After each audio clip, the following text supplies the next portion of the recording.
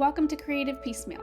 I'm Tammy Takaishi, a board-certified music therapist. Join me each week as a new guest from across the fine and creative arts spheres shares struggles, triumphs, laughs, words of wisdom, and more in authentic, thought-provoking, and inspiring interviews.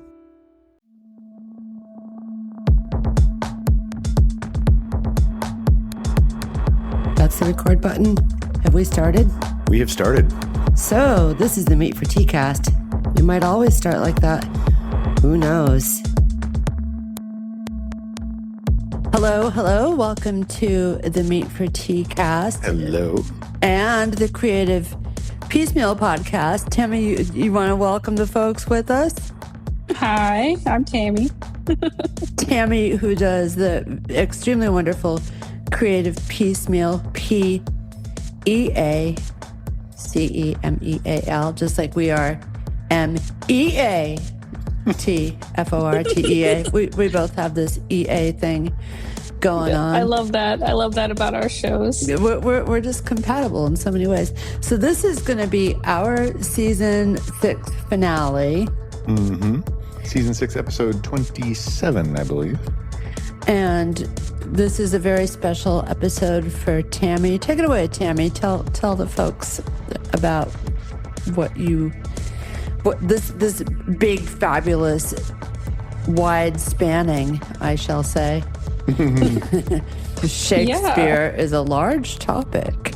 It really is. You could have done like the history plays or the tragedies, but just bite off the whole thing. Why not?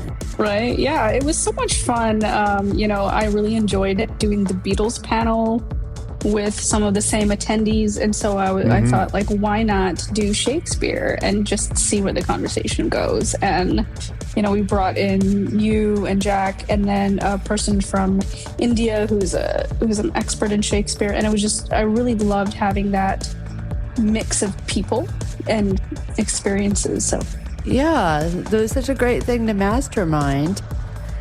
And we needed a season finale, and I was wondering if you had ever... I kept my eyes and ears peeled for the Shakespeare episode to drop because I was eager to hear how it came out. And you hadn't... It turned out to be an editing job. Indeed. And I'm so glad that we've decided to do this sort of not only like having a co-hosting of it, but also, recording this intro because it's fun. I mean, like, it's so great merging our podcasts like that. This is like creative meat meal or or meat for peace, or we could just like meat for peace. I like that one. We could just keep going around, with tea for meal. Apologies to creative tea meal. Creative tea meal. This could just go on and on, but I wanted a season finale, and honestly, we've been super busy getting the magazine ready, and I wanted to give our listeners something special, and this was something special. That's the whole reason you wanted to do it, right, Tammy? Get some bright minds discussing Shakespeare, and it was a wide-ranging, but also weirdly focused conversation in a lot of places. It was interesting where it went. Yeah, I was really surprised about that. I had some general questions prepared and a general idea in mind, but it really went all over the place. And I mean, I feel like we could have spent hours and hours. And yeah, you could spend, well, just, having sat in some seminars in grad school, like just in a Shakespearean tragedies class. Okay, so just one genre of his plays. We would generally spend about 3 hours on one play. So yeah, you can spend a long time. That we could have spent weeks. We just could have gone on and on. See us next week for more of the Shakespeare conversation. And Meet for Tea listeners, if you haven't heard her episode of the Beatles podcast, you want to talk about another large subject. Maybe not quite as large as Shakespeare. No. But another large subject that we did our best to tackle. That was and we did a special preview for that. Yes. On our podcast, so people know. Go through our back episodes. You'll find a special preview link, and then we direct you to Creative Piecemeal to hear the rest. So this is a true collaboration, because when I discovered from you, Tammy, that this was not dropped because of the editing challenge it would present, I thought, I know a guy. This is where we cue the Mighty Mouse theme. I know a guy who can do this. And I'm so happy you wanted to just merge our creative efforts and just turn this into an episode we both present. Yes, it's such a brilliant idea to do that, and I'm so grateful.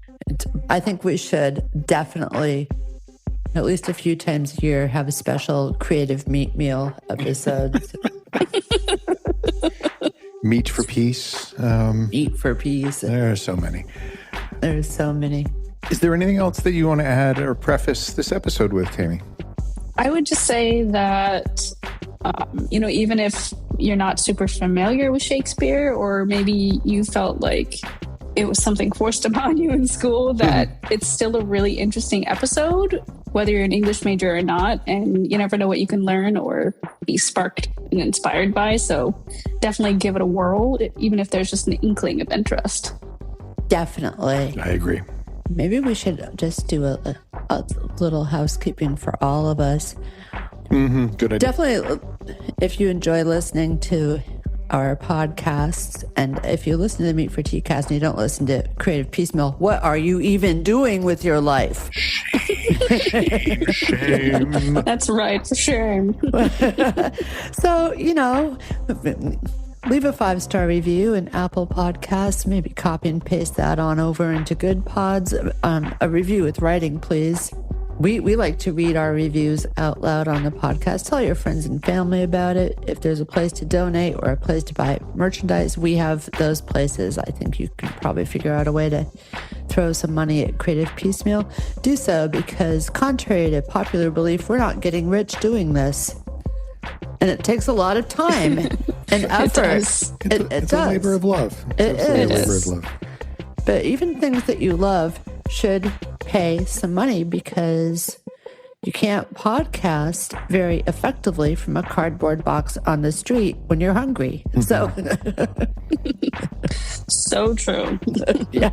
So don't let it come to that, please. Have we done this? I think we did this. What do you think, Tammy? Anything else you want to add? No, sounds good. All right. Yay. All right. Thanks so much, Tammy. I'm looking forward to what we come up with doing next when we put all of our heads together. Yeah, Right. I think it'd be really fun. Good to hear from you guys. Really, really grateful that you're coming through to edit this episode. Like, no joke. Really grateful. Really, really grateful that it can be our season finale. So it's just gratitude all around. There you go. And Awesome. we should hang out and meet sometime. So For tea. indeed. All right, everybody.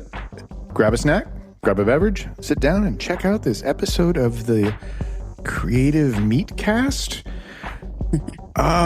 Whatever you want to call it, here we are talking about Shakespeare.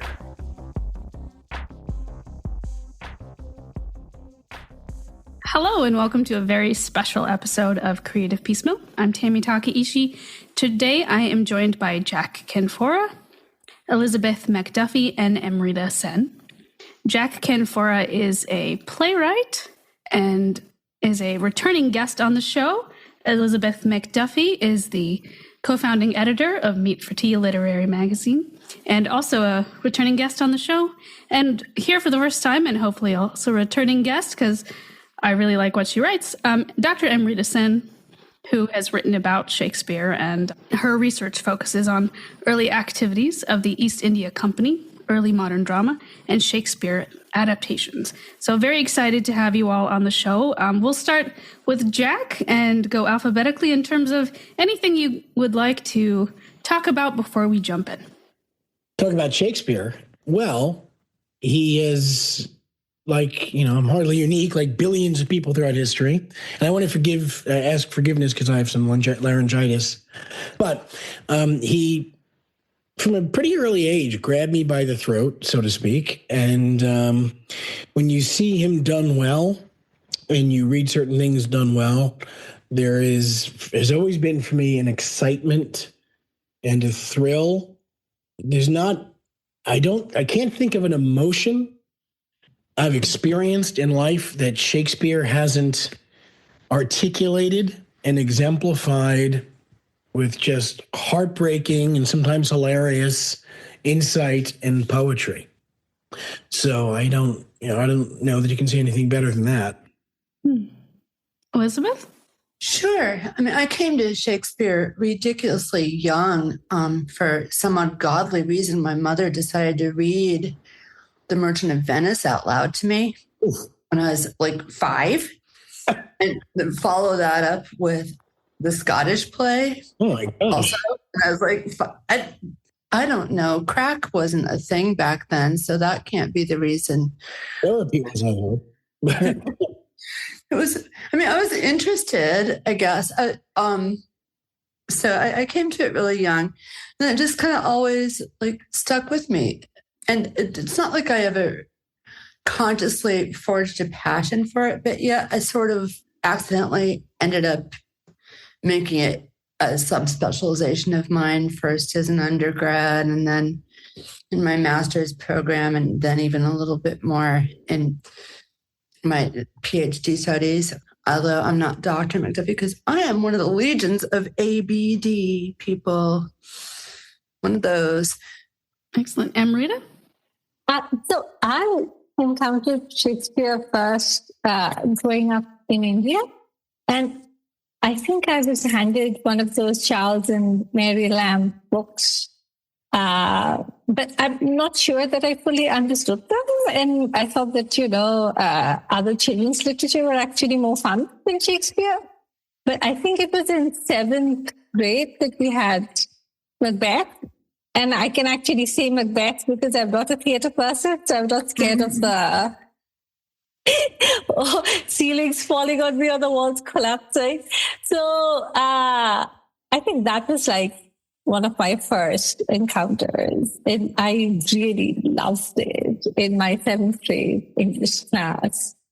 And whenever I run into my 7th grade English teacher, and I do run into her from time to time, I tell her that, you're the reason why I do what I do. You're the one who, set me off down this doomed path. But we actually had a fair amount of Shakespeare in school. And like we had Macbeth, we had Julius Caesar. Mm-hmm. And then I became an English major for my undergrad. And there, obviously, we had a lot of Shakespeare. Yeah. So yes, it's been a long and intense relationship with Shakespeare. And when I was doing my PhD, I actually had the complete works of William Shakespeare right next to me on the bed. And I would joke that I was actually sleeping with Shakespeare, practically. Mm-hmm. Excellent. Yeah, I started early reading Shakespeare, probably earlier than I should have. I had this book. It was just the 3 tragedies, Hamlet, Macbeth, and King Lear, and they continue to be my favorites, perhaps because I was introduced to them early. And then, of course, Romeo and Juliet and Julius Caesar in high school, all the usual ones in the American high school curriculum. So, yeah, I think that the way we teach Shakespeare in America, anyway, is if you had to design a method in which you could ensure people wouldn't be interested in Shakespeare, you could do a lot worse than teaching it the way that it's generally taught. First of all, I'm not sure why Julius Caesar is taught all the time, and it's a wonderful play, but it's, Roman politics, not usually the stuff that excites 15-year-olds' imaginations. And I think that I also feel very strongly, and because I was an actor too, that Shakespeare is meant to be performed. It is meant to be heard that way by people who have studied hard to try and speak him beautifully. And what inevitably happens in high school classrooms more times than not, is that they will give these poor, bored kids these texts that are all but indecipherable to them, and they'll have them read them out loud. And it's like trying to teach an appreciation from Mozart by giving third graders the sheet music and then bringing everyone in saying, no, we're going to listen to this music. Isn't this music beautiful? And it won't be beautiful. It'll be incomprehensible for the most part. And so I think when I used to teach English, I would never do it that way. I would tell the students, you're not going to get all of it at first, and that's okay. That you just try and get the sense of it first, and then more than you realize, it'll seep in, because about 80% of Shakespeare's language is modern. But what happens is the 20% we don't understand, naturally we key in on, and then we're like, well, I don't know what that means. And oh no, 2 more sentences have gone by, and now I'm really lost. So I'd show scenes of actors who really know what they're doing speaking Shakespeare. And if you really know what you're doing as an actor, you really make it largely comprehensible. And then inevitably kids would get sucked into the stories and the psychology. I mean, Freud for all his, all his failings as a theoretician. Most of his understanding of psychology was gleaned from Shakespeare. He called Shakespeare the master psychologist, and he really is. So to have someone with that unparalleled gift for language, with that unparalleled insight into human nature, it's intoxicating when it's done right. And I also think that if most school boards knew actually what was in the texts of Shakespeare, they would never allow them to be taught. Because there are lots of dirty jokes and my goodness, Romeo and Juliet, Mercutio, and a lot of things that people think, well, Shakespeare is good, and they sort of put him on, a marble, this bust, and they think, well, everyone should have Shakespeare. And I agree with that, but it's generally taught in a way that's going to ensure you're bored. And I think it's a shame, because when it's done right, it's exhilarating. I agree. It can be really taught in a way that's absolutely stultifying, especially to high school students. And I also agree, the way to experience all of Shakespeare's works, not just the plays, is to have it land on your ear. And by someone who's adept, not just your classmates stammering. Oh my God, bored. Yeah, and this is language that has such passion in it, as you were saying, Tammy. There's such passion in it, and when people would go to see a play of Shakespeare's, they wouldn't say they'd go to see a play. They would famously say, "I went to hear a play of Shakespeare's." So it was a far more oral culture, AURAL. Their predilection for language and their relish of language was greater probably than this for ours, because it was a far less visual culture. And so the primacy of language was not only not a hindrance for people in Shakespeare's day, it was not a bug, it was a feature. It was the real, the thrust of it. And I think one of the problems is that accessing performances of Shakespeare as well. So not everyone is able to go and see performances of Shakespeare all the time. And so one of the things that I did, and Elizabeth, this reminds me of your mother, is when I was doing research in my book on digital Shakespeares and the Global South, I was looking up MIT Global Shakespeares, which is this huge repository of either full plays or like clips of plays. And I found this adaptation of Macbeth by, I think, one of the Latin American companies for children with like puppets and everything. And I decided to take my daughter, who was, I think, then like 4 or 5, and experiment on her. So I placed her in front of the laptop. And this kid has no idea about Macbeth, right? And there she goes with, little puppets going and, trying to stab one another and like witches and everything. And all of this is happening in Spanish, and she does not understand a word of Spanish, right? At that point, she understood a smattering of English, but nothing to do with Spanish. And I sort of experimented and I sort of tried to see what was happening. And the strangest thing is she loved it. Like, whatever form of Shakespeare was actually coming through, filtered through language and puppets and, a completely other genre. And like for the longest time, she would keep saying, I want to watch it again. I want to watch Macduff. I want to watch Macduff. Like, she couldn't even pronounce Macbeth. Like, as I said, she was like 4 years old or something. Yeah, that's great. Yeah. So I absolutely agree that, I wish there was more of the performance that was brought in. And like when I was teaching in Oklahoma, sometimes we would team up with the theater studies department. And it would be fascinating for me to watch what the theater students did with a Shakespearean text as opposed to what the literature students did, because there was a palpable difference, because the theater students, Jack, as you're pointing out, they would be performing it.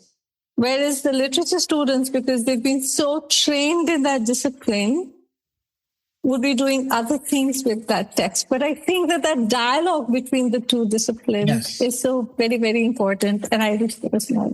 I absolutely agree. I've been lucky enough to teach learning communities, they called them, at the college where I taught. And I teamed up with a theater professor, and this was for a class called Horror in the Macabre in Literature and Film, which is super fun, filled up really fast. And then the attrition rate was kind of large because people signed up thinking it was just going to be cakewalk and didn't understand that there was going to be some academic rigor. Right. Yeah. I know for me, even though I loved English class and, enjoyed Shakespeare, when we got to Julius Caesar in my sophomore English class, that my grade actually went to a C. A2, Tammy? and it took forever to pull it back to the A plus that it was, just because it was like a string of things I really didn't want to read. It was Julius Caesar and Fahrenheit 451 and The Great Gatsby and all of those things. You're killing me. Fahrenheit 451 didn't appeal for what reason? Oh, I really not a fan of sci-fi. Any of it? Yeah, no. Oh my God, I'm horrified. It also goes by the name of speculative fiction, to give it literary snob appeal. Goodness, The Great Gatsby. I don't even want to talk about that. Let's move on. I've come around to that one if it makes you feel any better. Well, good. I'm glad. But yeah, I think Shakespeare is so, and I've acted in it a bit too. And when you're, the funny thing is, one of the cliched questions actors always get asked, is, how do you learn all those lines? And the fact of the matter is, and I think most actors who study Shakespeare will tell you, it's actually easier to remember Shakespeare lines than modern dialogue a lot of the time, because the cadence, you get into the cadence of it. Mm-hmm. And it is written poetry. He didn't call himself a playwright. He called himself a dramatic poet. And, it's written in iambic pentameter, which is really a bit of a misnomer because a lot of it isn't written in iambic pentameter, but that's the general thrust of it. And the rhythm of it is sort of unmistakable if you can tap into the rhythm of it. And as an actor, the note directors give Shakespearean actors all the time is let the language do the work for you. Mm-hmm. If you're saying the language right, and he's giving you direction. You can. I don't want to make this inside baseball, but I mean, when you're talking about where to land the emphasis on the words, he's done that for you. He'll give you sort of not inevitably, but more times than not, the more important part of the line to emphasize is the second half of the line. When he gives you several monosyllables in a row, he wants you to emphasize that. He puts, caesuras in a wonderful, which is where the line, the sentence, it continues to the next line, but there's a pause. Mm-hmm. If you say it that way, darned if you're not going to say it well. So he really sort of idiot proofs his scripts as much as possible for his actors. It's remarkable. The stage directions really are written in. Yeah, it's all written in, and the mnemonics too. Like I just find it just, and like you said, it's the rhythmic structure that just makes it so easy to memorize. Yeah, absolutely, and that's not to say that. And I think the bad version of that is it becomes very sing-songy, dun dun dun dun dun dun dun dun, and that's strictly speaking iambic pentameter. And so, I mean, iambic pentameter, I would argue, is a guideline. That's your guideline. But he wants certain things. He will shift certain things on. He'll have certain, and again, this little makes you technical, but like he'll give feminine endings, which is like an 11-syllable line, which means something different. You get really in the inside baseball of it. But for the average person listening to Shakespeare or reading it or appreciating it, you don't need to know all of that. You just need to know that it works, that it's good, that what Hamlet is going through. Very few of us are going to be princes of Denmark who have to avenge our murdered fathers, but yet there's very little of our life experience that Hamlet doesn't talk about to some degree on some level. Gielgud said that Hamlet is the play that describes the process of being alive. Oh, that's so good. Yeah, and I think it's true. I mean, it's cliche, but Hamlet is my favorite because it's just, to me, it feels to me his most personal play, and you can get into the biographical stuff, his son Hamlet who dies when he's 11, et cetera, and the play is soaked with death and contemplations of death. But, I feel this is one of the few times where dramaturgically Shakespeare lets himself go. From a dramaturgical standpoint, in terms of like what the play needs, the play is the thing.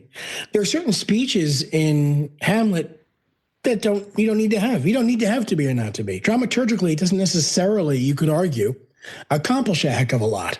From a purely, a dramaturg might say, well, what is Hamlet doing here?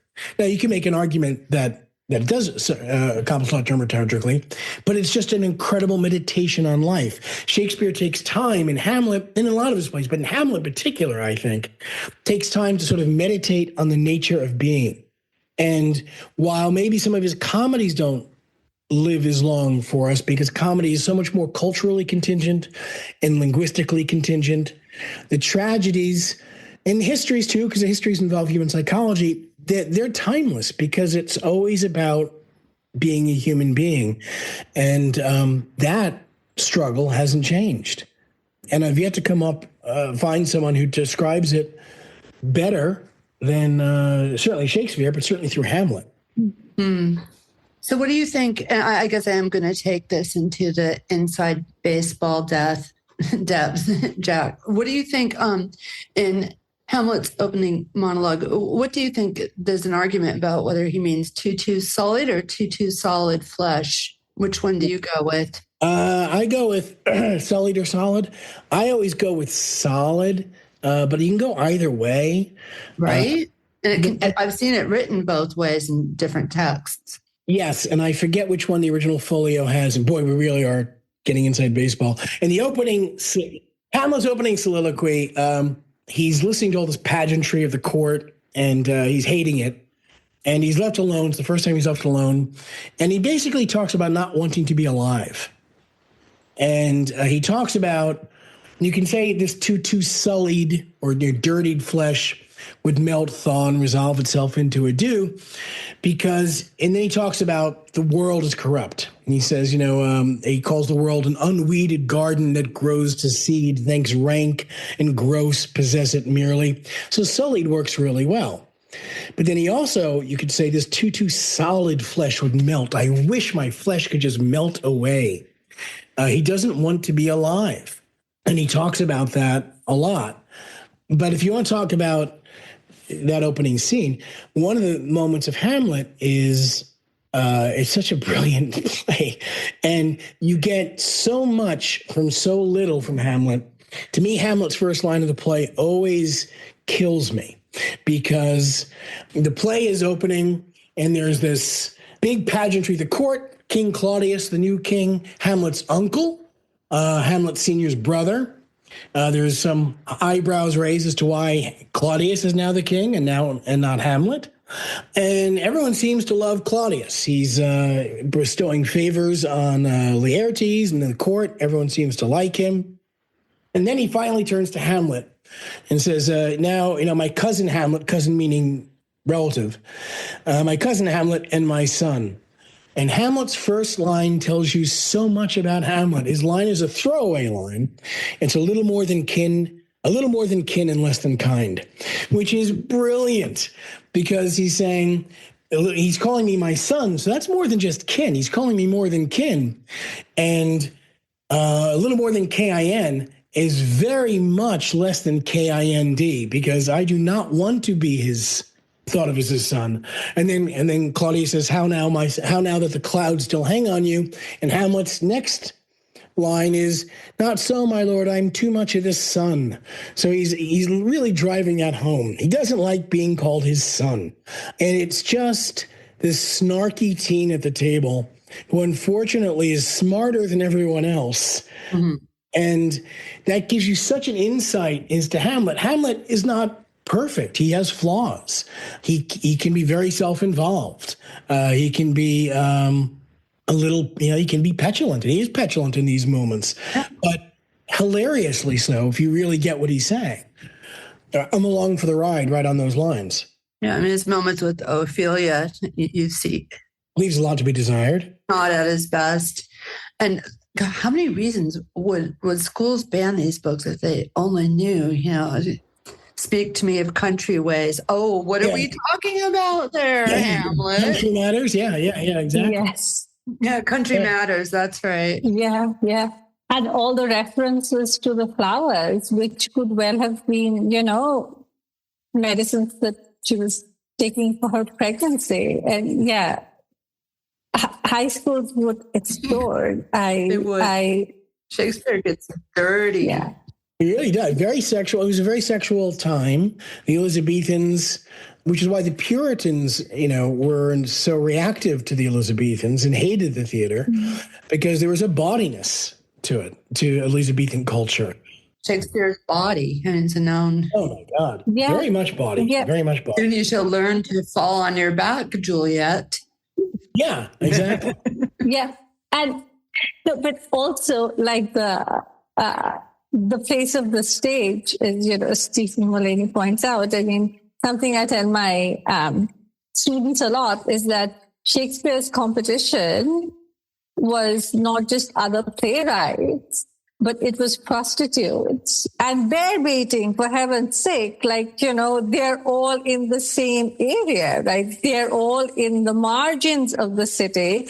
So, thinking about the geography itself as to where the stage is, the city fathers don't want the theaters there. They want them out because they think that they're this corrupting influence. So they thrive in spaces that are known as these marginalities, which are basically legal limbos that have been created because Henry VIII has just dissolved all the monasteries, gotten rid of Catholicism. So now you have these spaces which are like no man's lands, and that's where the theaters rise up. But the theaters aren't the only things that are rising up. The brothels are also rising up.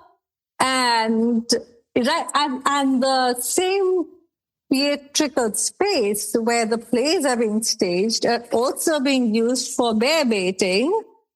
And because like in the digs on the Rose Theatre, for instance, they've actually discovered like huge bones, which are clearly bear bones. So Shakespeare is basically competing with a bear, which is a really, humbling thing for all of us to, think about. I mean, we sort of tend to put him on a pedestal up high, but he wasn't just writing for the university students or the high elite or, anyone. He was also, writing for the understanding publics who were literally standing packed inside. And if they had money, then they had to decide, hey, Shakespeare or a bear and a dog tearing each other to bits. Yeah, for those who don't know what bear baiting is they would get a big bear, they put it in chains, and then they would take bets as to how many dogs it would take to kill it. Real time. And that was, good family fun. Mm-hmm. Bring the kids. I mean, quite literally. And then, of course, there are brothels all over the place. So it was a very, it was a dark time in a lot of ways, a very violent time. And to me, the miracle of Shakespeare is that he gets to these incredibly beautiful, human, poignant, philosophical writings in the midst of all of this other stuff. He never forgets that he has to entertain on all these other levels as well. And and the other, which brings it to another thing too, is that he was, there's a whole wing of people who are convinced that Shakespeare didn't write Shakespeare. And I won't get into that other than to say that I think it's mostly predicated on snobbery, because it basically, the arguments boil down to no one from Stratford with a relatively limited education could know all these things. He could know all these things about Italy and these things. He couldn't know about court life. But of course, that's not true. And first of all, he gets a lot of things wrong about Italy, but he has imagination. And we also know that, and that was snobbery was of his time. The other major playwrights at the time tended to be university educated. And there's a guy named Robert Greene, who was just a bitter SOB, who we know, one of the reasons we know that Shakespeare wrote Shakespeare is he attacks Shakespeare openly in one of his things, saying, and he takes a quote of Shakespeare and twists it to basically argue, this guy's a hick. He can't write with us university people. Turns out he can. He turns out he's better, And it would be like someone saying, again, to harken back to our last broadcast, it's like, well, the Beatles could never have written Eleanor Rigby or Yesterday because they weren't trained musicians. Well, no, but they were geniuses. And so, that's, I think, a lot of it is snobbery with Shakespeare. And also people get very upset, too, because the little documentary evidence they have of Shakespeare seems that he was a sort of low-key guy, interested in investments, trying to make himself a gentleman. And some people feel, well, that's not sufficiently bohemian enough. But, he's, like you said, actors were basically considered a little better than prostitutes. And Shakespeare helped change that a bit. Queen Elizabeth loved them. And he was able to make himself and his company, and they became the King's Men with King James. And they were, he was able to get a coat of arms. And so to rise from that obscurity, it's remarkable. To me, it's like, people in the 1950s never would have believed people like Paul McCartney or Elton John would be knighted one day. I think it's a similar thing. We are going to get into that authorship stuff, sorry to say, because that's in my very first 100 level English class. That was the paper I chose to write, was exploring the authorship controversy. And can I remember it was called The Authorship Tempest, or Who You Will? And I argued in my assigned, I think I even went over length, but 10 pages or so, the assertion that it was actually Edward de Vere and not William Shakespeare was absolutely just based on the worst kind of snobbery and had no bearing in fact. And there's abundant evidence that Shakespeare was Shakespeare. And the people that use that argument, well, he didn't spell his name the same way twice. Well, no one else did either back then. Right. The idea of standardized spelling simply did not exist at that point in time. So I despise that argument. And then the nagging problem with De Vere, who's the most plausible candidate, De Vere dies about 10 years before Shakespeare stops writing plays. And they make references to things that happen after. They make reference to the gunpowder plot, which happens after De Vere dies. So that's a sticky wicket, as they say. And also some of De Vere's poetry exists, and it's not very good. It's not good. Yeah. A mediocre poet. Yeah, mediocre. Yeah. I actually had when I was doing PhD studies at UMass, one of my colleagues, Roger, I'm forgetting his last name, but he actually made a lot of money on a book that also then got turned into, was it a little film, arguing that it was in fact Edward de Vere. I was so mad at him. I just hated him so much. Yeah. But then, you would also have to then believe that De Vere's ghost came and wrote like the greatest of the tragedies, firstly. And secondly, like going back to the question of language that we were talking about earlier, I mean, there are actually a lot of words in Shakespeare's plays which are peculiarly Warwickshire. Yes. Yeah. Made them up. He made up words. Right. But the Warwickshire dialect is there. It's the slang. Exactly. So, this is clearly someone from Warwickshire who's writing this, firstly. Right.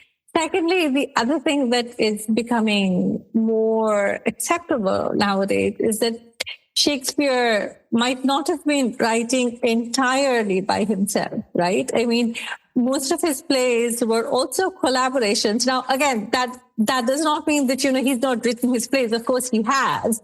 But then, the other actor dramatists are, also, I mean, by the time we get to the first folio. Right.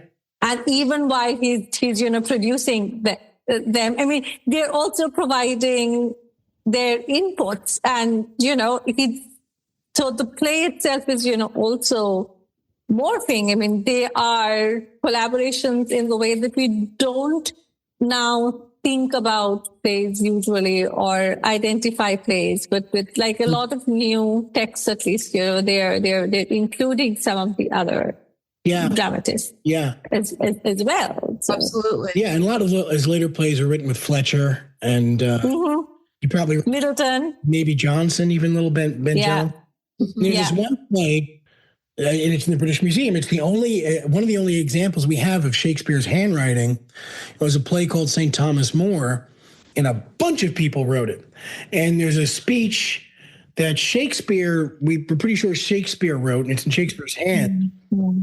And it's about, if you don't mind, I'll read a slight bit of it because it's so, unfortunately, timely. It's about that St. Thomas More is coming out to chastise people who are trying to drive out immigrants.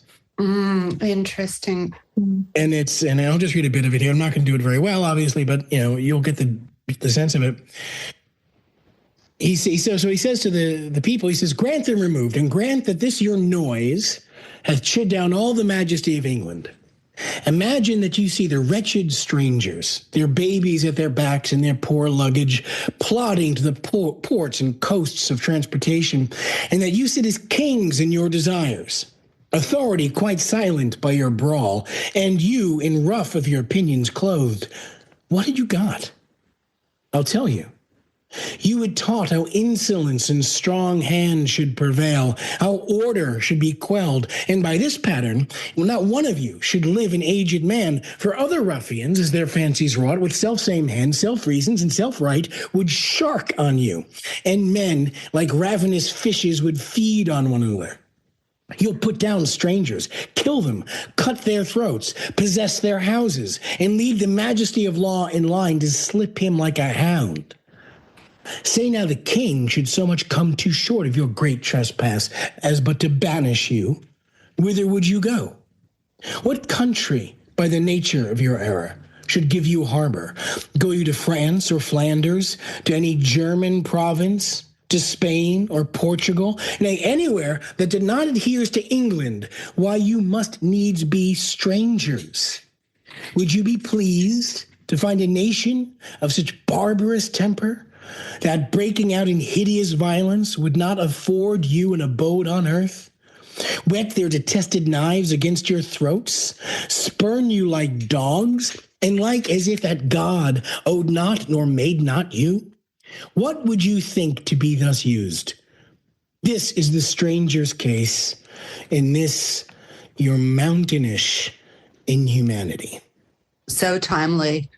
Yeah, it's good writing, Well, it's Shakespeare. Yeah, it's Shakespeare. Your mountainish inhumanity.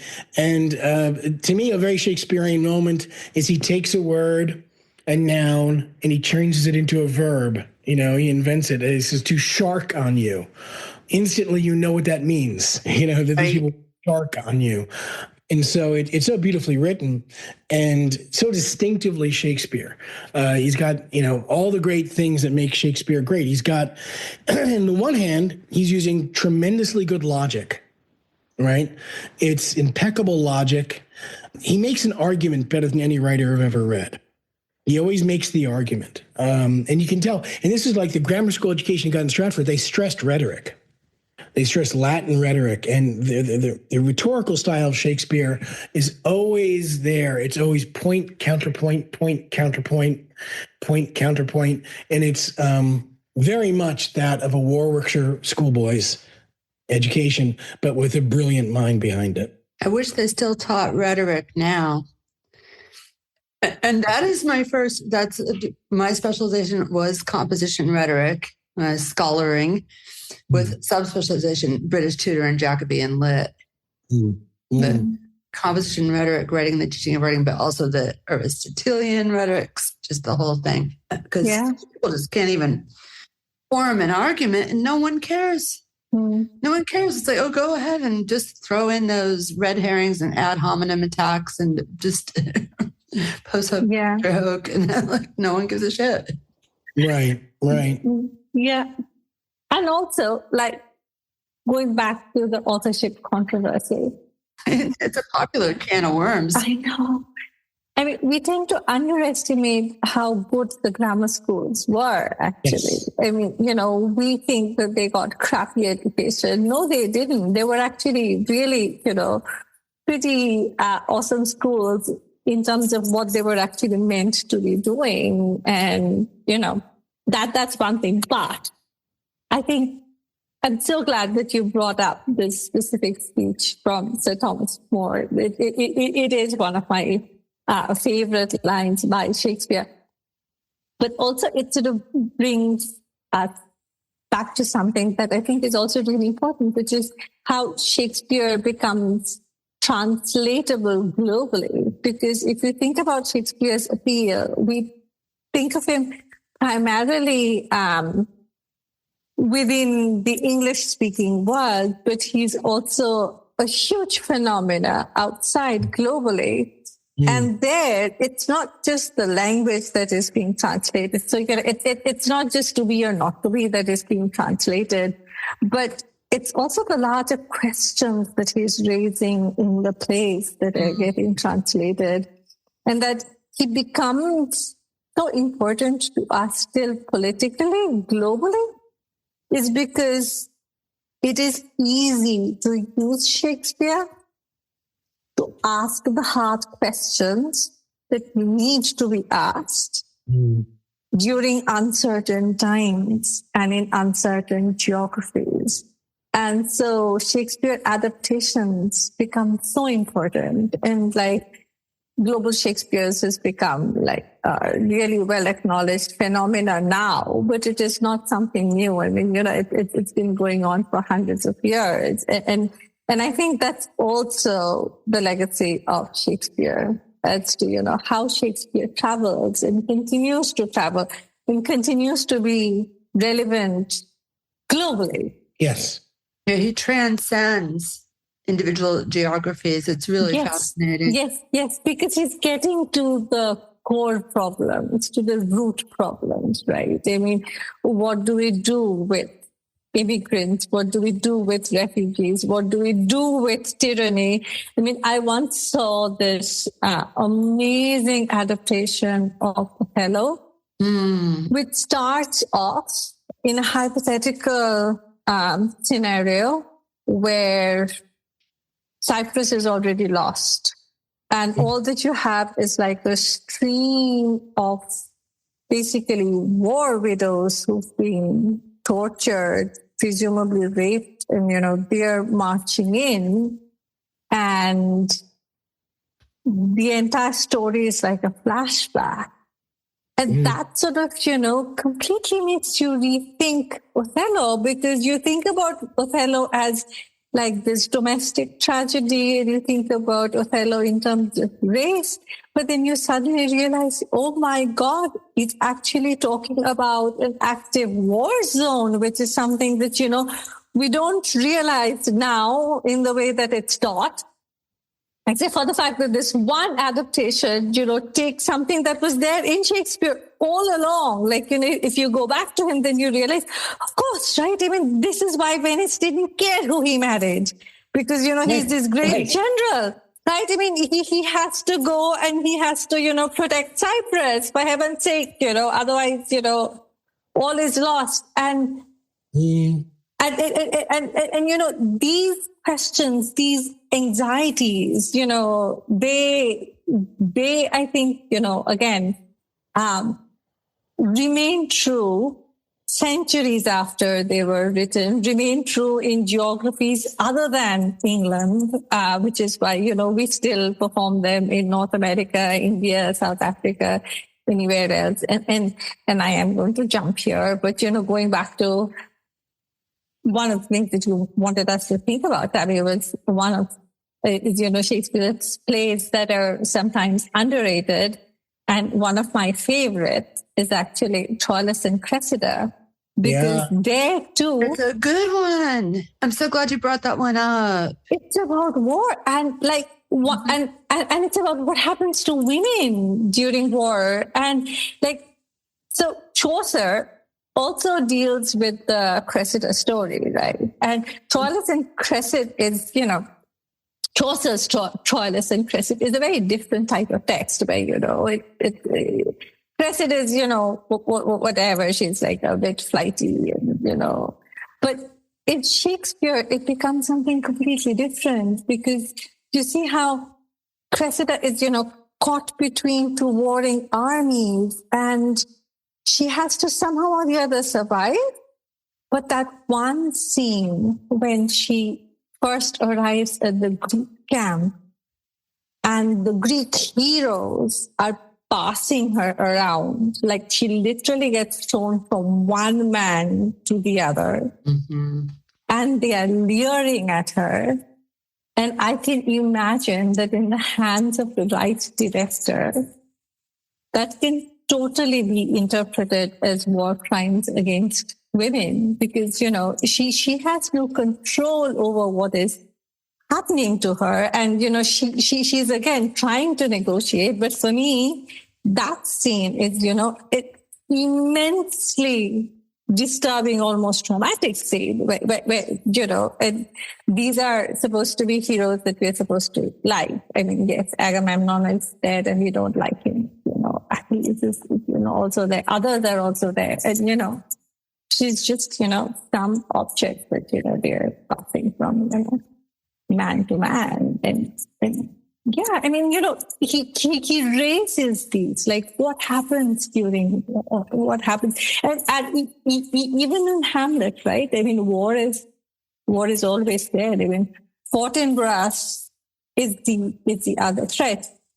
I mean, yes, he comes and finds that everyone is already conveniently dead, but, that's also there somewhere lurking. So, yeah, I think he asks the big questions. I think he asks the difficult questions. I think he stages the difficult questions. And I think that makes it possible for us to go back and ask those questions again and again and again, whether it's in our classrooms or whether it's in our theaters. Yeah, they're eternal questions. That's a great point. It's a beautiful point. I've been reading and teaching Othello for many, many years. And before I watched that performance, actually during the pandemic, so, it was again streamed online. And I think it was by Japanese theater company. I would never have, it sort of completely changed my reading of the film. Yeah, of course. Mm-hmm.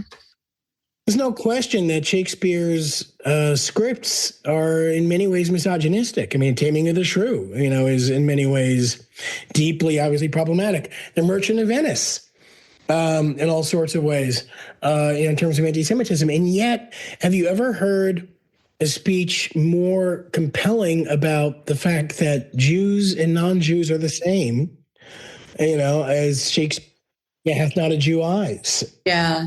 And certainly, I think his sympathies lay a lot with women. And he sees the absurdity of things. It doesn't mean he's a man of his times, like all of us are. And I think he buys into convenience things, and he finds things funny that we may not find funny, and finds things acceptable that we wouldn't find acceptable. But what transcends that is that each of his characters, even the small ones, they're human. Even Lady Macbeth is granted humanity. Macbeth in his darkest moments is granted humanity. Richard III is kind of cartoonish, but he's so darn charming. And it's also an earlier play, right? And Iago, famously, what's Iago's motive, right? We don't know. But we know that there is one. And I think that Shakespeare's, and this is purely speculation, but Shakespeare, I think, is probably in his life felt a lot of things very deeply. He felt things that he was probably ashamed of and probably never acted on, but he could understand why someone would do what Iago would do. And I think in our darkest moments, we can, in our weakest moments, our darkest thoughts that we would never dare share with anyone else or act on, Shakespeare doesn't sweep them under the rug. He builds characters out of them and allows us not to empathize with them, but to see that they are human. Very few of his characters are just monsters, because it would be Macbeth Macbeth isn't a monster. He does monstrous things. That's what makes Macbeth so haunting, is that he's not a monster.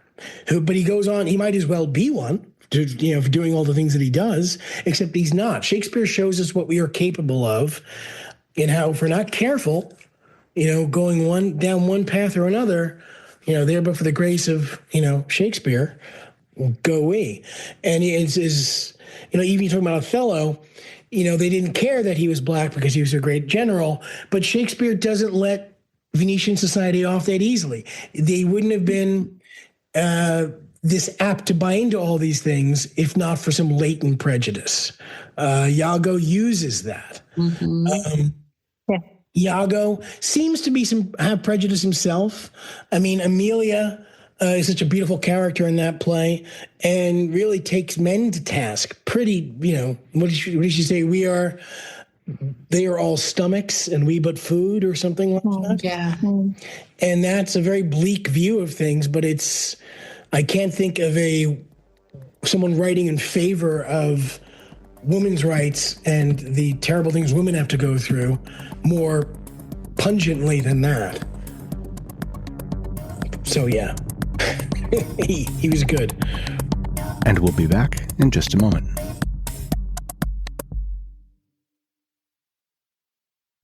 And welcome back. Yeah, Tammy asked for hot takes, and there's been a good deal of scholarly discussion around the fact that Shakespeare is more likely than not a straight guy. And a fair number of the sonnets the love sonnets were directed at youth, a young guy, which I think things were more fluid in the British Tudor period. I don't think anyone gave much of a shit. Certainly not in the areas Shakespeare hung out in. Marlowe famously said, "Those who do not like tobacco or boys are fools." So I don't know. My guess is Shakespeare was very much bisexual. I think he enjoyed women. I think so. Yeah. He loved his wife, clearly. Yeah. Those are my favorite sonnets. I don't know what that says about me, but it's about a man who is in love with a woman, and we think we know she is now. And but he doesn't like that he's in love with her. He doesn't even necessarily like her very much. He certainly doesn't like what she does to him. And he doesn't like what those feelings of love or lust or jealousy do to him. But he experiences it. He never shies away from writing about it. So I think he feels, I think he never, as a writer, one of the things I admire about him is that he never shies away from an emotion. He lays them all bare. And he doesn't judge them.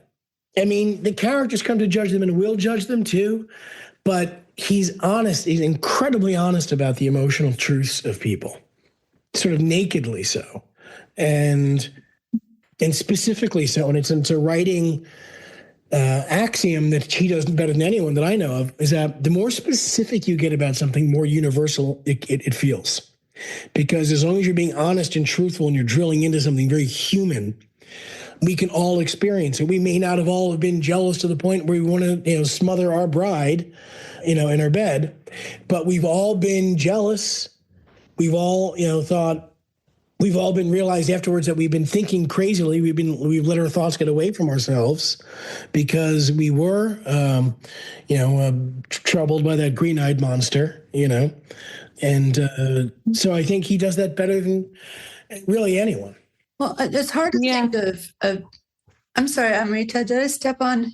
No. But I just wanted to, just jump in with a little something, which is that, so the sonnet, seen as a love triangle, right? So the speaker, not necessarily Shakespeare, but maybe Shakespeare. Right. But the speaker is in love with a younger man who's from a higher social class, as well as woman who's from presumably either, of the same class or like working class, probably racialized. Right. But then at some point, the fair youth and the dark lady get together and add to his war. So it is bisexual, narrative quite likely. But going back on the homoerotic aspects in Shakespeare, I think it's really interesting to think about the sonnet in conjunction with the Merchant of Venice, because in the Merchant of Venice, Antonio is there, and Antonio is, he's sighing, he's like full of unspoken angst, and we really don't know what the heck is going on. Like, nobody knows what the heck is going on. Like, is it because of his ships, which might be attacked by pirates, it might flounder in the seas, or is it because of some other reason? Like, Antonio, seriously, what's going on? And he is willing to give up everything for Bassanio, and that is like a deep relationship that, there's so much going on there.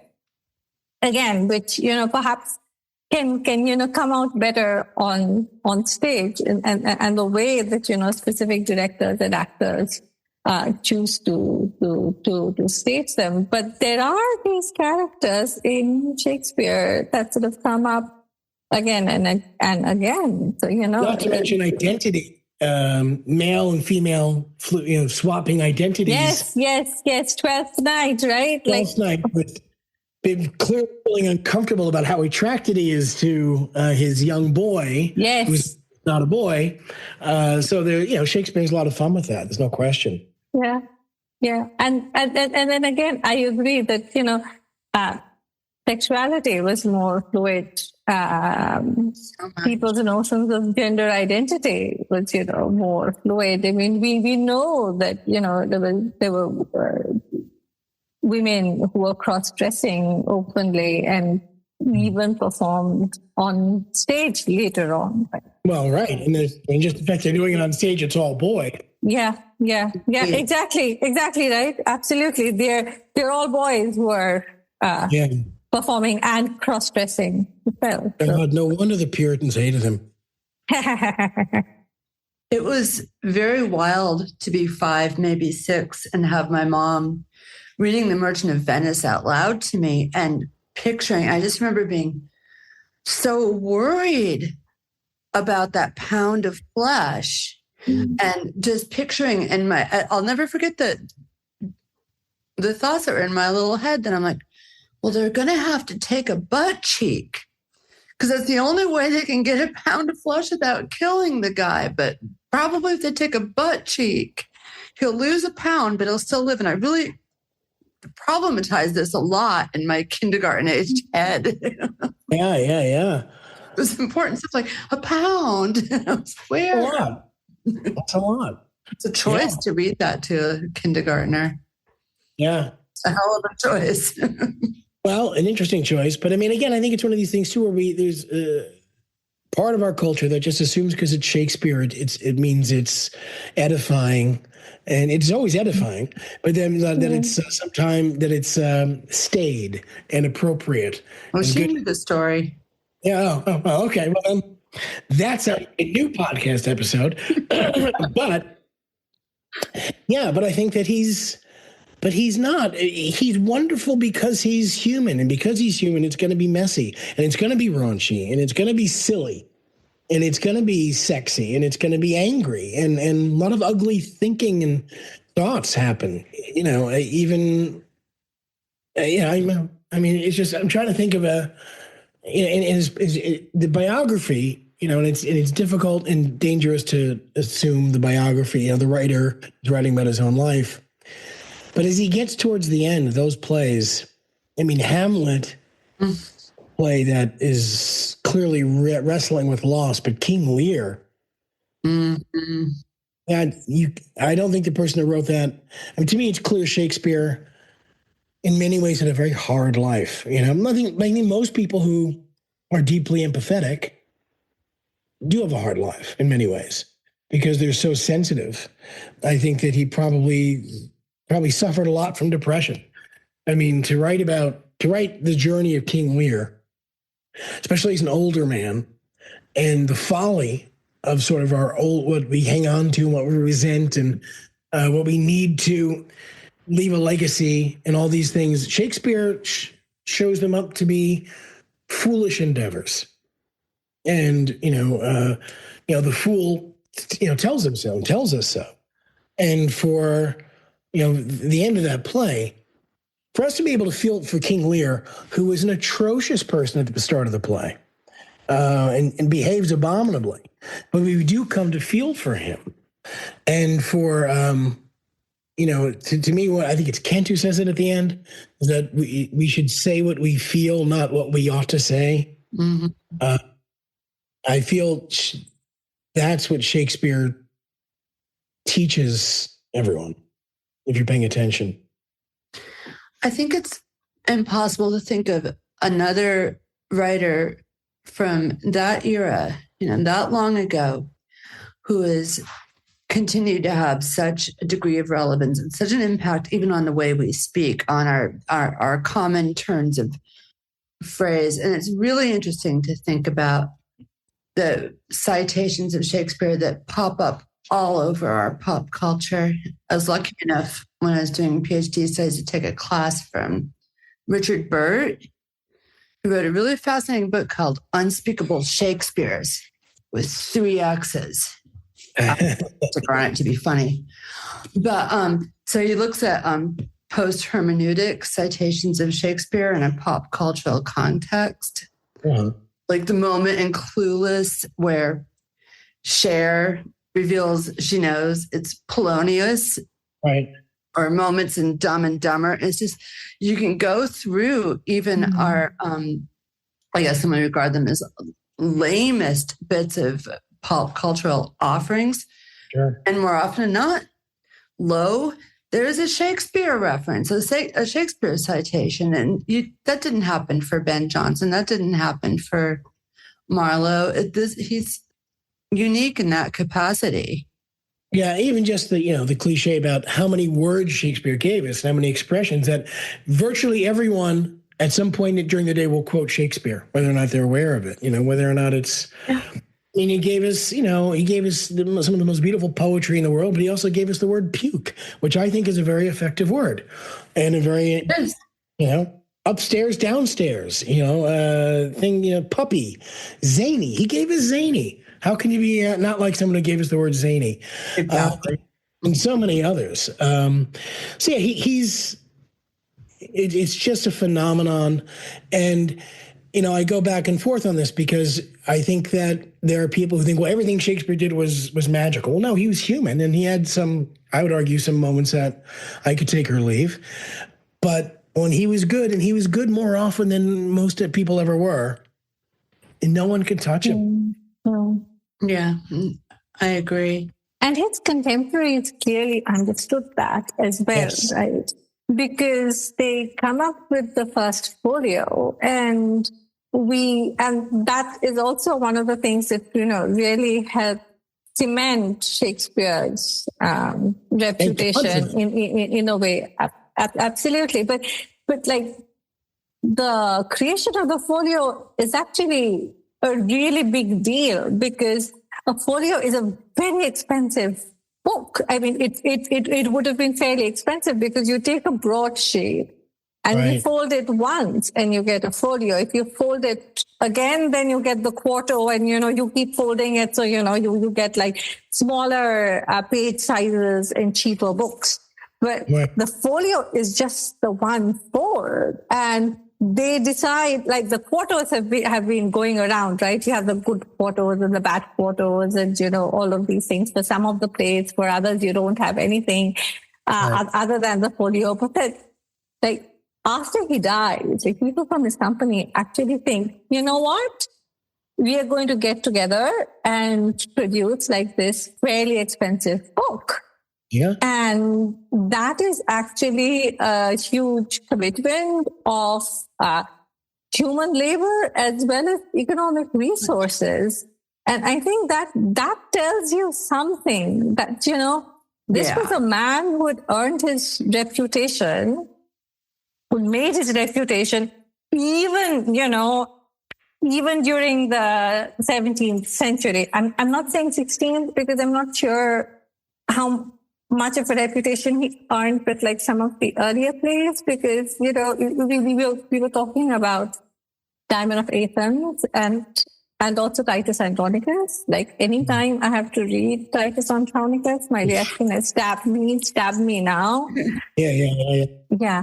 But like, recently I watched this amazing adaptation of Titus in Philippines, where the whole thing was recast in terms of the political situation there. And it turned out to be the most amazing radical play ever. And I was sitting there going, okay, I will really have to eat my words. Like,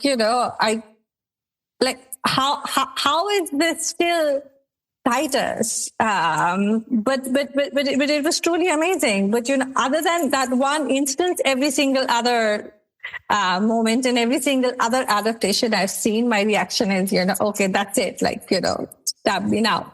So I'm not saying his reputation in the late 16th century, but definitely in the 17th century, right? Where by this point you had Hamlet, Othello, Macbeth, King Lear. It's like, oh my gosh. So like, it's really interesting to also think about, how his legacy gets protected and built. And I think, because of the first folio, a lot of plays that would not have survived.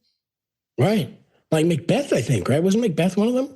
Tempest as well, I think. Tempest, yeah. A lot of his famous ones.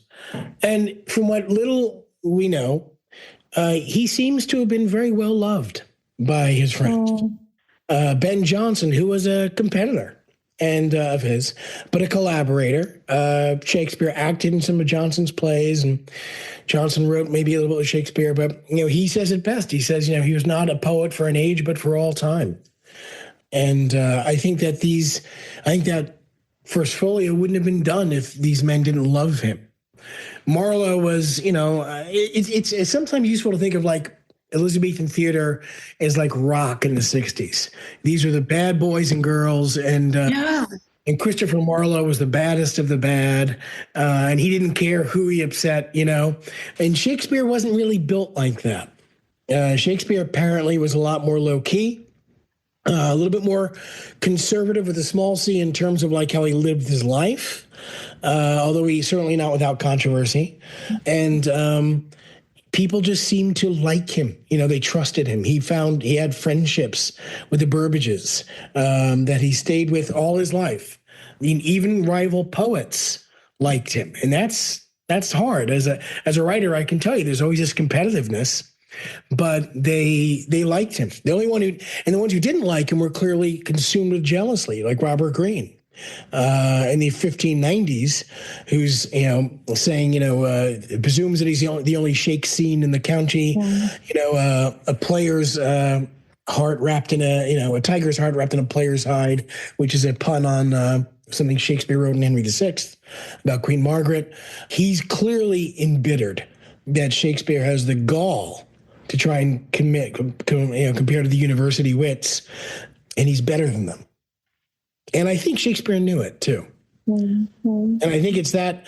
I think if you're that good, you don't need to be outrageous. Yeah. Doesn't Green also call him like a crow who's borrowed peacock's feathers or something like that? Yes, yeah, an upstart crow. Yes. Defying himself and the others' feathers. And he was really, he was literally dying of syphilis at that point when he's writing this. But he's clearly enraged that Shakespeare's Henry VI plays, which were hugely popular at the time, those were his first big hits. And Shakespeare himself would tell you that he borrowed a lot from Marlowe. But if you read Marlowe's plays, some of which I think are pretty good, but what always seems to be missing for me is humanity, like a thorough understanding of humanity. Marlowe could turn a phrase really beautifully too. Totally. The face that launched 1,000 ships and burnt the topless towers of Ilium. Great lines, but they're types. You compare Marlowe's The Jew of Malta with Shakespeare's Shylock. Shylock's a person. Now, he may be a person that we would argue we're not comfortable with some of these, we would call today maybe stereotypes, but there's a humanity to Shylock and a pathos to Shylock. And even in his embitteredness, we understand why he's embittered. There aren't aliens in Shakespeare's world. You get to the St. Thomas More speech. You may be an alien to you, but in other circumstances, you would be an alien to someone else. And I think Shakespeare gets that. Yeah, I have to wonder, because Dr. Faustus is just such an astonishing work, and I wonder what would have happened if Marlowe wouldn't have died young in a barroom brawl. True. Yeah. He didn't have a lot of time to really develop his craft. And they were almost literally the same exact age. Right. But you look at I would say Edward II and Richard II are kind of similar plays in some ways. Mm-hmm. And I would argue that Richard II runs rings around Edward II in terms of just humanity and psychology. We feel for Richard II, even though he's a frustrating person in many ways. But when he starves to death, in there, Shakespeare really humanizes him in a way that I don't think Marlowe ever does for Edward II. But we're really getting deep into rabbit holes here. Three academics in a Shakespeare conversation. What's going to happen? I hope we can compare Edward II and Richard II. So, Tammy, what do you want us to talk about? Oh, I love this, and I love that we're getting lost in the weeds of it. It's beautiful and interesting. But I am curious. We have not yet talked about movie adaptations that, for better or, maybe ones that you hated or ones that you think really reflect that could help bring people to his works. I think Peter Greenaway's Prospero's books is a beautifully made film and a wonderful exploration of the Tempest.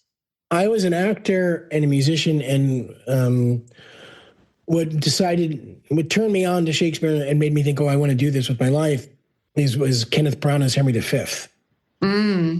That was transformed. That literally transformed my life, and I've been, poor ever since. But I think he made it earthy. He made it very modern. He didn't modernize the language, but he borrowed bits from Henry IV, parts 1 and 2 of Henry IV. He liberally got magnificent performances from people. I think some of his other stuff, and I'm a huge fan of his, but doesn't strike me as much as a little hit and miss. I think Henry V, for me, for what it does, is as good as it gets. I think it's important to think about the films that are adaptations of Shakespeare's plays but aren't overtly so. Right. Yeah. Gus Van Zant's My Own Private Idaho. Yeah. Mm-hmm. And Things I Hate About You. Prince Hal. And going back to the 50s, Kiss Me, Kate. Right. Which is one of the queerest. You look at all the song and dance numbers. Need a dick, want a dick. That's just like a repeating refrain. Cole Porter. Yeah. He was getting away with everything. right in front of everybody. I love that. Yeah, absolutely. Absolutely. So Henry has to be my personal choice. Well, in terms of Indian cinema, Vishal Bhardwaj has his trilogy, right? So Maqbool, which is Macbeth, which completely changed the way that Indian cinema has been adapting Shakespeare. He sort of decides to do very interesting things with the plot. And then Omkara, which is Othello, which looks at the Indian caste system to talk about race. And then there's Heather, which is set in Kashmir, which sort of brings in the political aspect when you're talking about Hamlet. Yeah. But there's also actually in South India, the trilogy by Jayaraj, who's a South Indian film director. And he has directed adaptations of, the tragedies, but also of Antony and Cleopatra, which is really interesting. Yeah. Are these streaming anywhere? Bhardwaj's films, I'm pretty sure must be either on Netflix or Amazon because... Exciting. Yeah, he's fairly well known. And I think Heather and Maqbool have, attracted like a lot of scholarly attention. And I suspect that they're also taught in like many global Shakespeare classrooms and stuff like that. So Bhardwaj's films, I think, should be fairly easy to access. And they are subtitled and everything. You have Kurosawa's films, yes, Throne of Blood. Yeah. Beth, which is King Lear, which are considered pretty great masterpieces. Yeah. Oh, definitely. And then The Lion King. Yeah. Or Baz Luhrmann's Romeo and Juliet. Very much so. Very much Which I would so. actually show if I was still professoring, which I'm glad I'm not, because I wouldn't want to be navigating receiving student papers with the prevalence of AI. It's not something I want to teach around. But I would show that to an English 102 class as an introduction. Is it inroads? What's interesting about the Baz Luhrmann's Romeo and Juliet, I loved it growing up because I was in, like 15 or so when it came out. Perfect age for it. But I was just so affected by the movie that by the time I got to the end and then it plays this Radiohead song, I was just like so sad that I loved watching the whole movie and the artistry and the language, of course, and the story. But by the time I got to the end, I was like, okay, I have to go eat ice cream and watch a comedy every time. And I kept doing it to myself because I wanted to experience the movie and the language, but I didn't want to get to the ending. So just skip. I would eventually just stop after she wakes up because I couldn't handle breaking my own heart over and over again when I watched it. And I've never experienced that with other films, Other films don't grab me like that. I don't get sad. Well, except for Disney films Up at the beginning and I'm just a baby about bawling about that or something like that. But, typically I don't feel super impacted by cinema in that manner. I feel like we haven't talked about the comedies much other than The Merchant of Venice. I think that's the only comedy we've really... Exactly, A Laugh Riot. Yeah. That's the only one we've referenced. I like Much Ado. I'm not and Twelfth Night, I think, are great.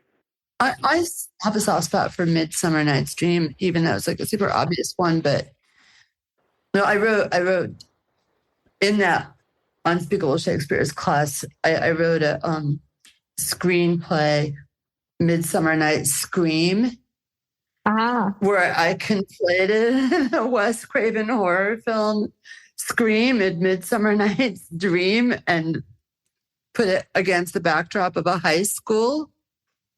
Puck was a serial killer. It was a fun exercise and explored a whole bunch of postmodern theories interweaving in and out of it. Yeah, that's great. That's great. Yeah, I very much enjoy What You Do About Nothing. Again, because it's a comedy to me, that's very much rooted in human behavior, and so is Midsummer's and Twelfth Night, but it relies a little bit less on the punning. Like Love's Labor's Lost for me is a slog because it's so punny. I agree. But Much Ado About Nothing is about, it's Beatrice and Benedict, technically a subplot, but they're really the ones that anyone cares about. And it's human behavior. It's people too proud to admit that they like each other. And that's, fun. It's just great. It's great fun. Yeah, Emma Thompson was brilliant in the film adaptation of that. I quite enjoyed her performance. She can do no wrong. Yeah, she's brilliant in it. And actually, there are parts of that film that I'm not in love with, but I think Brown also gets parts of that absolutely right too. Mm-hmm. The joy of it. Yeah, and Emma Thompson, flawless to me. Flawless performance as Beatrice. So beautiful. Makes me want to go watch it again now. Yeah. Amrita, do you have a favorite comedy? Midsummer Night's Dream as well, because I've written so much about it. Because of the Indian boy, of course, who's there and not there. But, but I do like Twelfth Night as well. We've had to read As You Like It as well. I like As You Like It. I think it can be fun. Yeah. I think I prefer the tragedies, to be honest. The tragedies to me, there are comedies I love and parts of comedies I love. Yeah. To me, the tragedies and some of the histories, they're just timeless because that's the human behavior. Human behavior doesn't change. What's funny changes because, word and cultural context changes. Very little comedy. Comedy tends not to have a very long shelf life, but the tragedies. And even, by the way, I think Hamlet is an incredibly funny play. It has funny moments. Yeah. So Romeo and Juliet. Right. Yeah. There's so much humor in Romeo and Juliet. That nurse. Nurse is great. Nurse is a laugh riot. Yeah. Mercutio's a little puerile. I'm there for it. Totally. Going back to the movie adaptations and Romeo and Juliet, sort of. What do you think of Shakespeare in Love? I love that movie. I thought it was okay. Like 5 stars, I'd give it out of 5. I'd give it 3.5. That's pretty good. Yeah, and I'd give it, a decent review, but I wouldn't give it a rave. Yeah, I think it's okay. Part of it is that I find Gwyneth Paltrow to be a very wooden actress.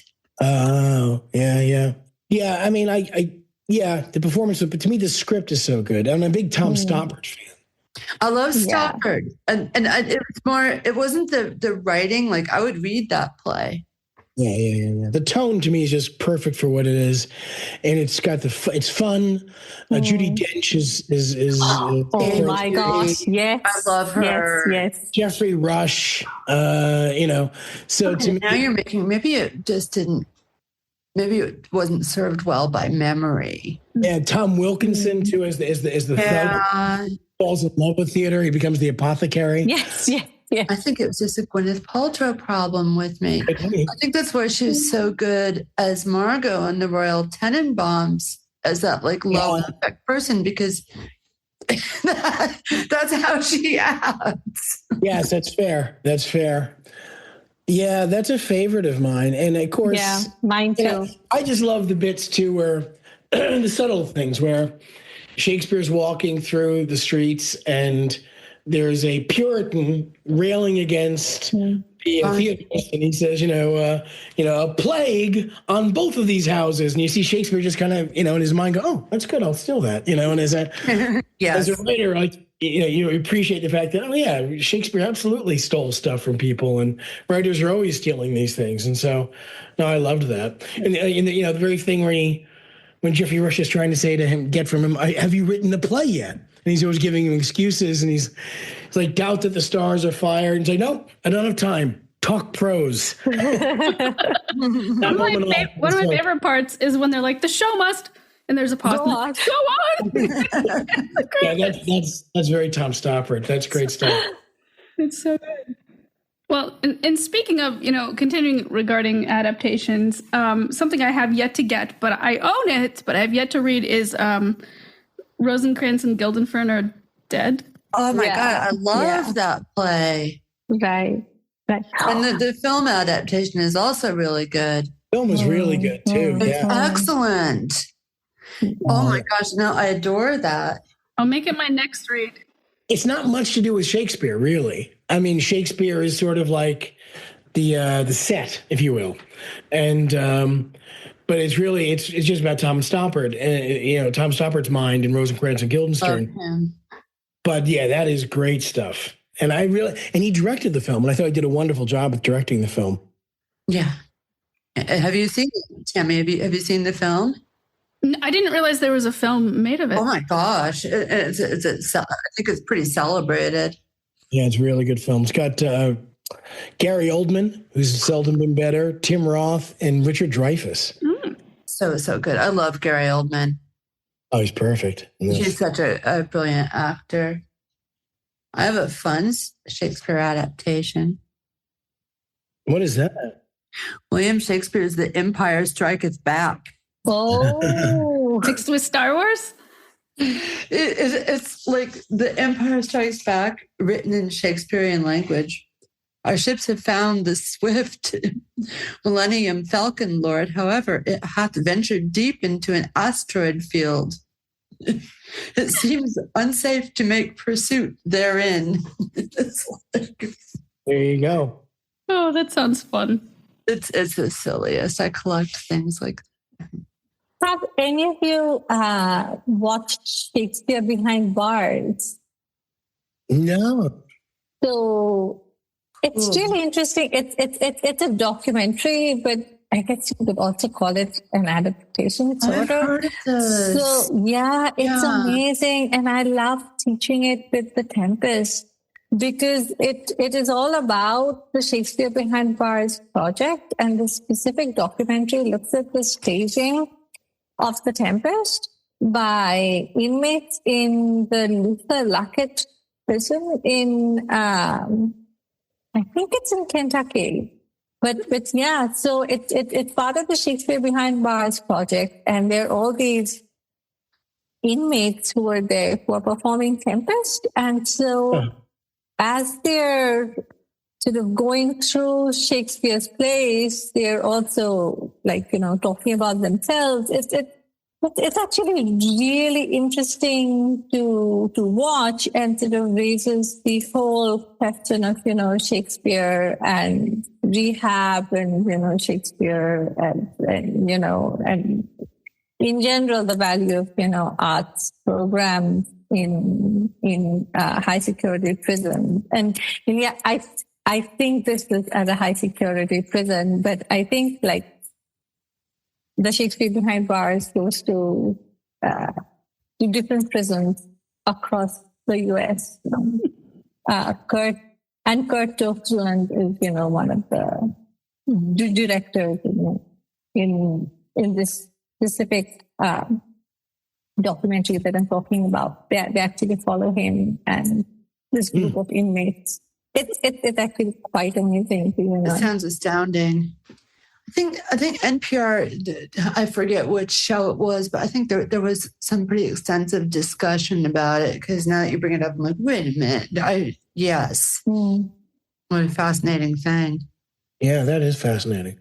And talk about its universality, right? I mean, in maximum security prison in Kentucky and, the 21st century and the 16th century in London.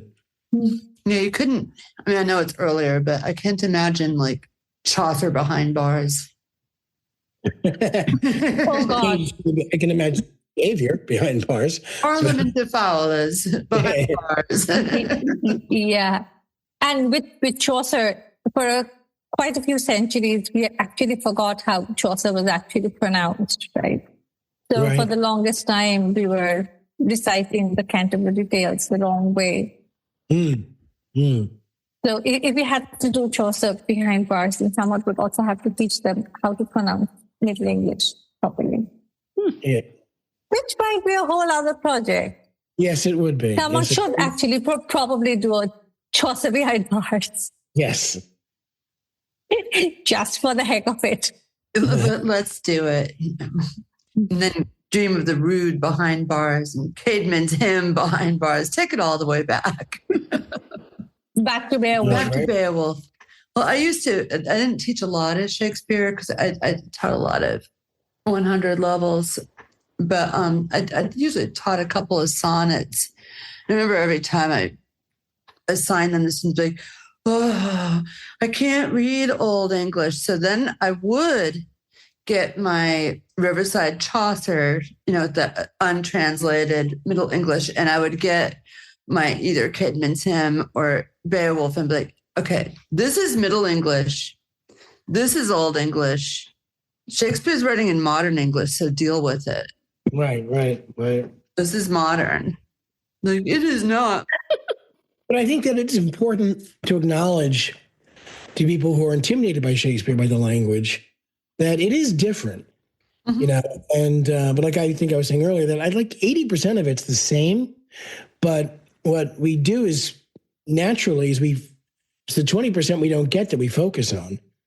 And if you can I think if you're being introduced to Shakespeare, I wouldn't worry about getting all of it right away. I would worry about getting the gist of it. Mm-hmm. Getting the main, and if it's acted well, you're going to get the gist of it, and I'm not sure if I know what forsooth means. Don't worry about it. Eventually you're gonna be able to get the nuances more and more. But when you're watching Romeo and Juliet, you don't have to worry about every line. But by the time you get to Juliet saying, take him, give me my Romeo, and when he shall die, take him and cut him out into a million little stars, and all the world will be in love with night and pay no worship to the garish sun. You don't have to get every moment of that to know that it's beautiful. Mm-hmm. I agree. This is stuff that it's best just to let it wash over you. And what sticks. And over time, with all the abundance of context clues, and there's many, right? Then the familiarity happens, like almost as if by osmosis. Yeah, I think that's the way it is. I think that's the way they recommend you try and learn languages too, right? Different languages is try and get the sense of it. And there's a beauty to it that is undeniable. Yeah, you don't need to know what the word garish means, but in pay no worship to the garish sun. But you do get it in context, and it's beautiful. I mean, has anyone ever described love more beautifully than that? Probably not. Yeah. Although I think Lennon and McCartney, my callback. There's a callback for you, Jack. Certainly true. In the end, the love you take is equal to the love you make. That's certainly profound as well. It's pretty competitive. Yeah. But Tammy likes one. It's not that I don't like the Beatles. I had to insert them into Shakespeare, didn't I? But yeah, it's I mean, there are people who, 400 years from now, we don't know what the world will look like or what people will be talking about. But one of the things I think we can feel confident they'll be talking about is Shakespeare. Yeah. And it's not just because it's people's teachers telling you that it's good for you or that it's good. It's good because it is. Someone had to be the best, and Shakespeare happened to be it. It's because he can get in people's heads. When he's talking about Lady Macbeth, when Lady Macbeth is telling Macbeth that, I have given suck and know how tender it is to love the babe that milks me, I would, while it was smiling, I would pluck my nipple from its boneless gums and dash the brains out. Well, first of all, that's very strong language. But for him to know that for a woman, how intimate that would be, and how the intensity of that intimacy, that's an intuition that most men would never have. And he just has that. He was like the first psychologist. And the best, probably. Yeah. Fun fact, I dressed my middle daughter up as Macbeth for Halloween when she was a third grader. And she's now going to a psychologist. She's fine. She's perfectly fine. We lived close to campus. I was in grad school. She trick-or-treated the college dorms. Oh, they must have loved that. I stained her palms red and everything. Oh my God, that's great. Yeah, she was such a hit. Blood and gore. She got the most candy. I made her the medieval, like the cone hat and the cone with the tool. Oh, that's great. Cool mom. Yeah, well, one of my professors was like, literary child abuse? Part of the literary child abuse I inflicted on my children. But yeah, baby Macbeth. Yeah. Well, I definitely think we should have a part 2, but I'd love to get final thoughts from you guys in reverse alphabetical order. So we'll start with Amrita and then Elizabeth and Jack. So, final thoughts on Shakespeare? Oh my, I don't think I have final thoughts. I think I have continuing thoughts on Shakespeare and the Renaissance or the early modern period, whatever we wish to call them, was a really interesting threshold moment. And I think excitingly or scarily, whichever adjective we might want to use, we're on another of those threshold moments with AI now, fully here in our world. Interesting. The age of enlightenment. Exactly. Yes. Absolutely. It is. Yes, exactly. It is a brave new world.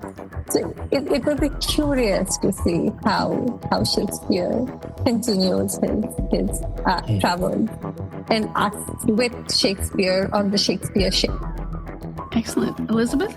I'm with Amrita. I have an ellipses and not a period, because this is something that's been going on for 600 years. And if we don't destroy the planet too soon, should go on for another 600 years. It is universal. It is timeless. It is our humanity on the stage, on the page.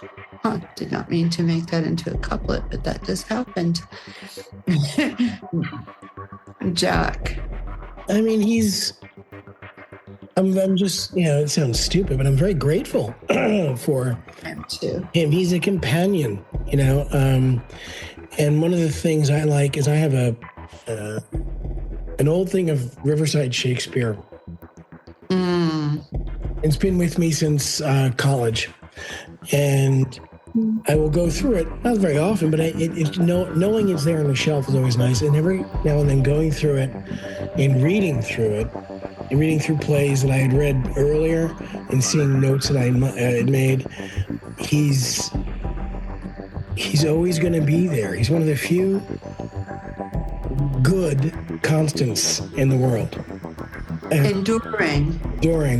And he sees you through. He, of course, famously said, all the world's a stage and there are 7 acts. And he sees us through each of those acts, I think, quite, beautifully, with some, not without some criticism, not without some spikiness, not without some mockery, but ultimately with understanding.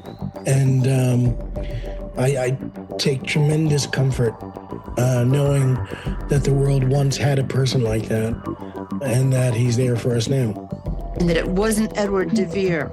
It was not Edward de Vere. It was not. Yes. We have laid that to rest. We 3 have officially laid that to rest. Absolutely. And when shall we 3 meet again? Hopefully soon. Indeed. Well, friends, thank you so much. This has been an absolute joy. Listeners, please check out the websites and bios of these wonderfully talented guests. Support their works. Buy their books, buy their literary magazines. Tune into all the things that they do. And as always, keep listening and stay creative. Wasn't that awesome? Yeah. That was so much fun. I loved it. I loved it. I was honored to be invited. I was happy to have a chance to revisit a whole bunch of my Shakespeare studies from the past. It was a lot of fun. Thank you very much, Tammy, for being the generous instigator of this episode. And we'll, I guess, see you all in a couple weeks. Remember to tell your friends and family about these podcasts, leave 5-star reviews with writing, and support by making a donation or purchasing merchandise where possible. Thank you so much. Thank you.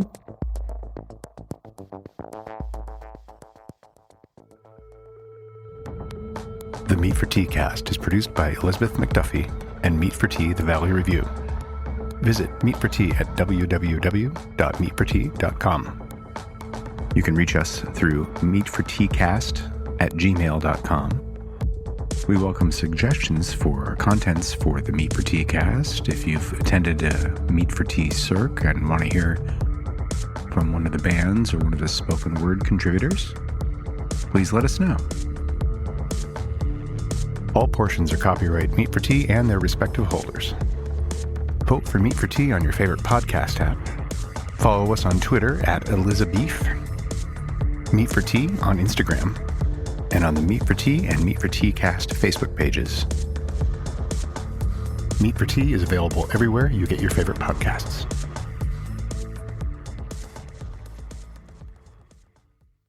Thanks for listening to Creative Piecemeal. We hope today's episode left you feeling inspired. This podcast is independently created and produced by the host, Tammy Takaishi. More details about today's guest can be found in the show notes, along with links to the podcast's socials, merch store, and ways to support arts organizations AHA Broadway and New Normal Rep, both near and dear to Tammy's heart. Don't forget to visit creativepiecemeal.com, the official podcast website, where you can leave fan mail, write a review, explore Tammy's blog, and discover the growing collection of episodes. Special thanks to our audio engineer, Alex Rapetti. Additional narration by Dante Jace. Let's keep celebrating creativity in all its forms.